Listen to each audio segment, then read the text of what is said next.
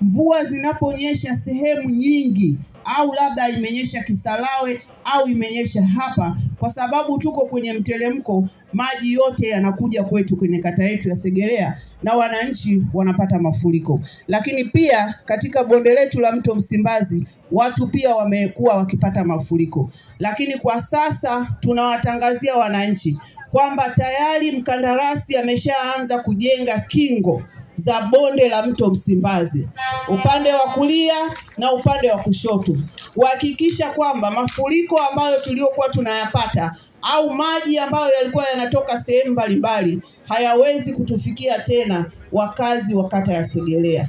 Lakini jambo lingine, mifereji ambayo imepita katika sehemu zetu au majumbani kwetu, mifereji hiyo inakwenda kujengwa na mradi wa DMDP ambayo umeambatana na barabara zake, na hiki ndicho kilichokuwa kilio kikubwa cha wakazi wa kata ya Segerea. Kwa hiyo kwa kusema hivyo sasa, ndugu zangu wananchi wa kata ya Segerea, tunawaomba sana sana kwa heshima na taadhima, tunawaomba sana sana tukipigie kura Chama cha Mapinduzi.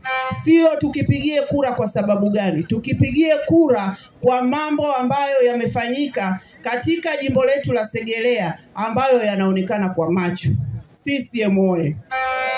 Hayo ninayoyasema yote yapo yanatekelezeka, wakandarasi wako mitaani wanaendelea na kazi, mifereji inajengwa, madaraja yanajengwa, na ndio maana tumesimama hapa kifua mbele Chama cha Mapinduzi kusema kwamba tunaomba tena wananchi wa kata ya Segerea, wananchi wa jimbo la Segerea, mtupe tena 2025 2030.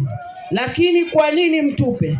Mtupe kwa sababu Daktari Samia Suluhu Hassan anafanya kazi kubwa ya kuhakikisha sisi wanasegerea tunakuwa tuko katika mazingira mazuri.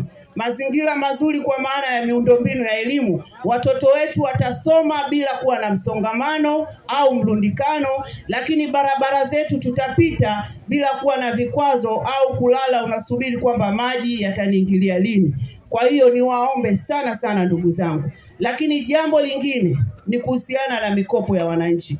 Tunajua kabisa kwamba Mheshimiwa Rais anafanya maendeleo makubwa katika nchi yetu ya Tanzania. Lakini pia hajawasahau ndugu zetu wanavyuo ambao wamemaliza chuo na hawajaweza kupata ajira, lakini wanawake wenzangu ambao wanahangaika kwa ajili ya kulisha familia zao.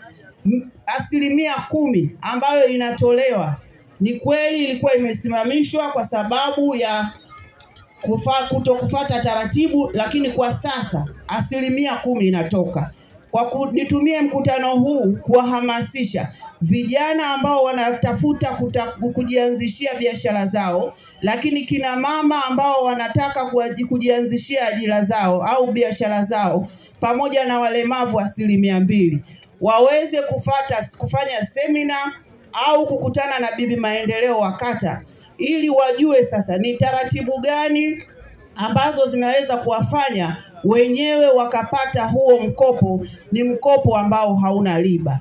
Nichukue nafasi hii kuwahusia sana ndugu zangu wa kata ya Segerea, tuachane na mkopo wa kausha damu, mkopo wa dela mkononi, sijui mkopo wa kitu gani. Tuachane na hiyo mikopo. Rais wetu wa Jamhuri ya Muungano wa Tanzania anajua kabisa kwamba wananchi wengi au vijana wengi wanamaliza chuo, hakuna ajira, na ndio maana serikali ikaja na wazo kwamba iwasaidie vijana ili waweze kujiajiri wenyewe, lakini pia iwasaidie kina mama ili waweze kufanya biashara zao, lakini pia bila kuwasahau walemavu ambao